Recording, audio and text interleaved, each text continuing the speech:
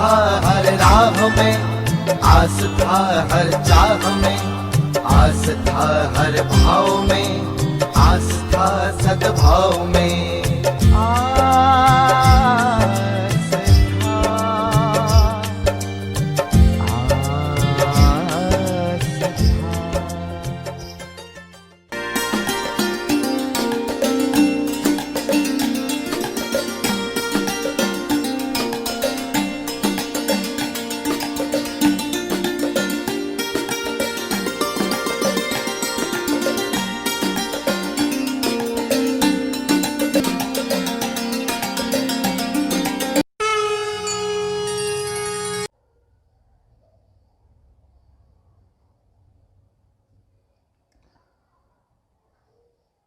नारायणं पद्मभुं ॐ नारायणं नमस्कृत्य नरो चैव नरोत्तमं देवीं सरस्वतीं व्यासं ततो जयमुदीरयेत्।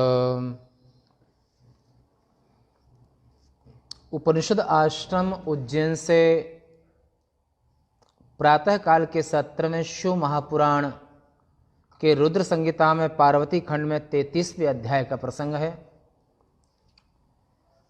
वशिष्ठ जी ने कहा हिमाचल राज्य से, मनोरवंशोद्भवो राजा सोन्नरण्यो नृपेश्वरः इंद्रसावर्ण संज्ञस्य चतुर्दशमितस्य हि। अनरण्य के विषय में कल बात हुई थी, उसकी कथा, उसका प्रसंग हिमाचल ने पूछा तो महर्षि वशिष्ठ बोलने में वक्ताओं में सर्वश्रेष्ठ महर्षि वशिष्ठ हैं। उनने कहा इंद्र सावरणी नामक 14वें मनु के वंश में एक अनरण्य नामक राजा हुए थे। मंगलारण्य का पुत्र यह अनरण्य शिवभक्त तथा 7 द्वीप पर्यंत पृथ्वी का राजा था।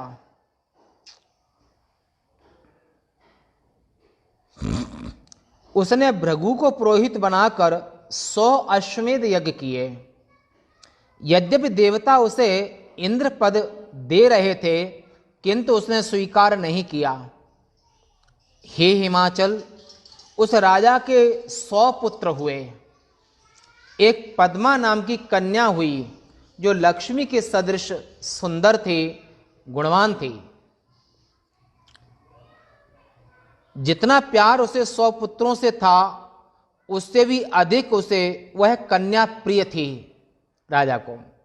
उस राजा की 5 पटरानियां थीं जो राजा को प्रिय थीं, अतः वे सभी सौभाग्यवती थीं। वह कन्या अपने पिता के घर में युवती हो गई। अच्छे वर को ढूंढ लाने के लिए उसने पत्र भिजवाया। एक दिन महर्षि पिपलाद अपने आश्रम को जाने के लिए तत्पर थे। उन्होंने उस निर्जन तपोवन में एक गंधर्व को देखा।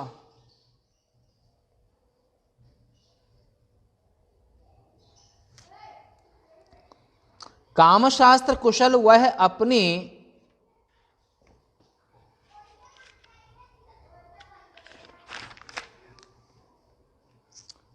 स्त्री के साथ में श्रृंगार रस समुद्र में डूबकर विहार कर रहा था।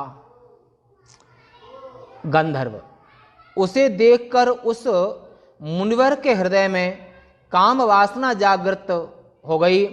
वह तपस्या में ध्यान न देकर के विवाह करने की चिंता में पड़ गए।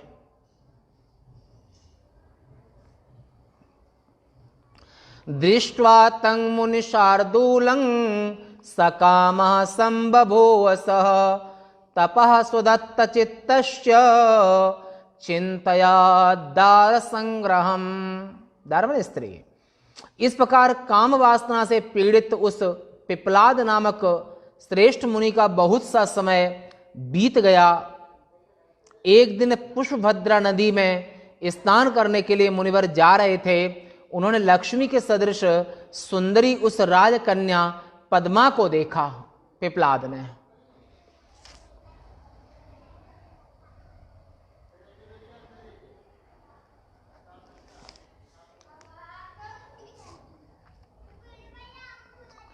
ददर्श पद्मांग युवतिं पद्म मिव मनोरमाम।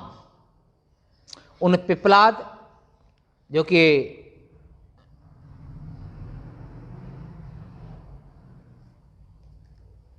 ऋषि हैं, मंत्रद्रष्टा ऋषि हैं, दधीच के पुत्र हैं, भृगुवंशी हैं। मुनि ने आसपास के लोगों से पूछा कि यह कन्या कौन है। शाप के भय से व्याकुल लोगों ने बतलाया। लोगों ने कहा कि यह अनरण्य राजा की पद्मा नामक कन्या है, जो लक्ष्मी के सदृश है। उस उत्तम गुण वाली को अनेक राजा चाह रहे हैं। उस कन्या को पाने का इच्छुक वह मुनि सत्यवादी लोगों की इस बात को सुनकर मन ही मन अत्यंत ही घबरा गया। चुक शोभा तीव मनसे तल लिप्सु अभवच्च सह। मन ही मन घबरा गया।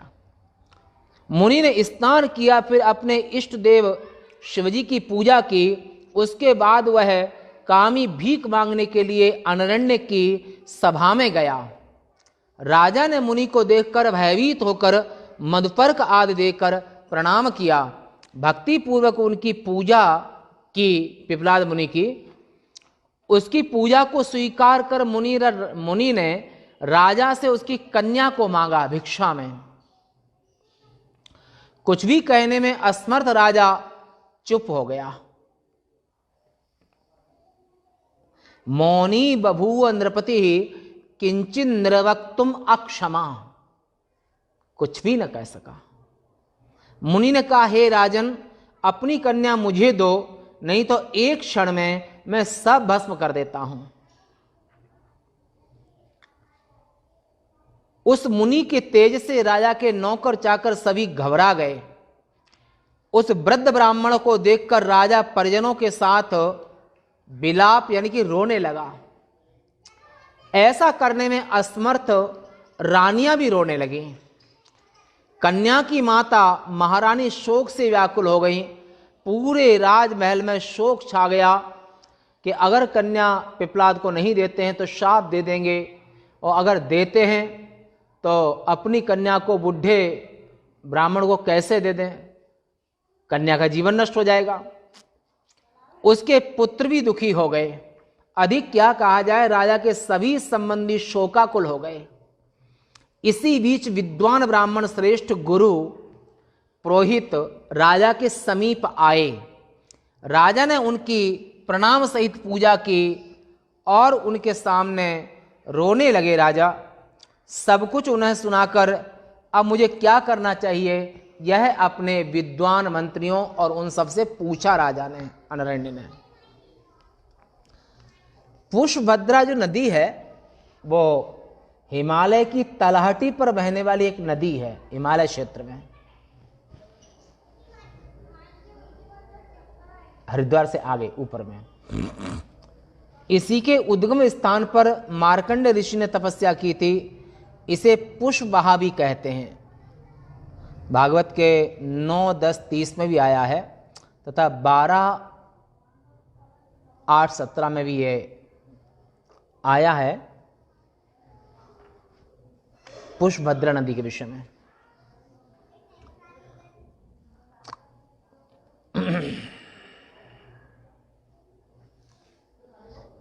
उसके बाद राजा ने गुरु, ब्राह्मण, पंडित तथा पुरोहित और शास्त्र एवं नीति के जानने वाले 2 पंडितों ने राजा को समझाया। राजा, रानी, बालक, कन्या सभी शोकाकुल थे। पद्मा भी शोकाकुल थी, सभी शोकाकुल थे। उनको देखकर सबके हित की उत्तम नीति को गुरु तथा पुरोहितों ने राजा से ये नीति कही। कौन सी? हे बुद्धिमान राजा, हम दोनों की हितकारक बात को सुनो। परिवार के साथ शोक मत करो, अपनी सद्बुद्धि को शास्त्र के वचनों में लगाओ। आज अथवा साल भर बाद योग्य ब्राह्मण को या किसी और को तुम्हें कन्यादान तो करना ही है, करोगे ही कन्यादान। तो लड़की तो पराया धन ही होती है। ब्राह्मण को दो या क्षत्रिय को दो। ऊपर का वर्ण नीचे के वर्ण की कन्या ले सकता है, नीचे के वर्ण वाला व्यक्ति ऊपर की कन्या लेना उचित नहीं उसके लिए।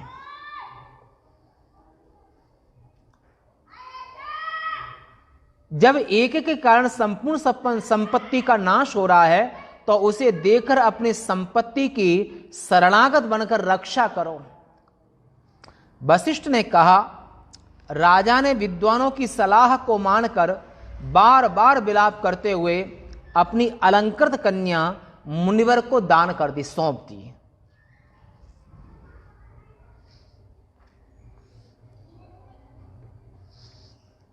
राजा प्राज्ञवचः श्रुत्वा विलप्य च मुहुर्मुहुः कन्यां सालंकृतां कृत्वा मुनीन्द्राय ददौ किल। अरण्यक राजा ने अपनी कन्या उस ब्राह्मण को न चाहने पर भी दान दे दिया। उस मुनि ने उसके साथ विधि पूर्वक विवाह किया। लक्ष्मी जैसी उस सुंदरी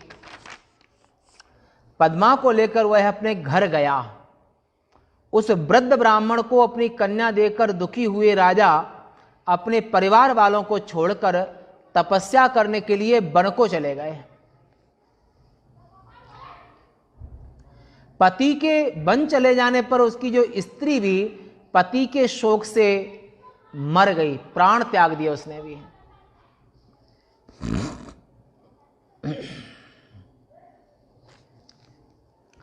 राजा के बिना पुरोहित आदि पूज्य लोग, पुत्र तथा नौकर चाकर सबके सब मूर्छित से हो गए।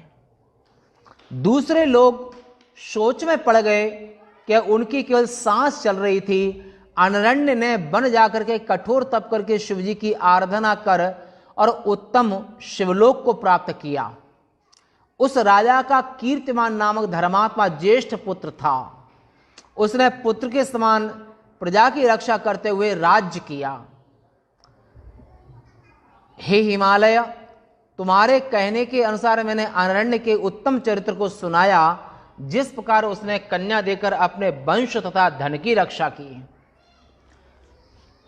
हे गिरिराज, तुम भी इसी प्रकार शिवजी को कन्या देकर अपने कुल की रक्षा करो और देवताओं को भी अपने वश में कर लो।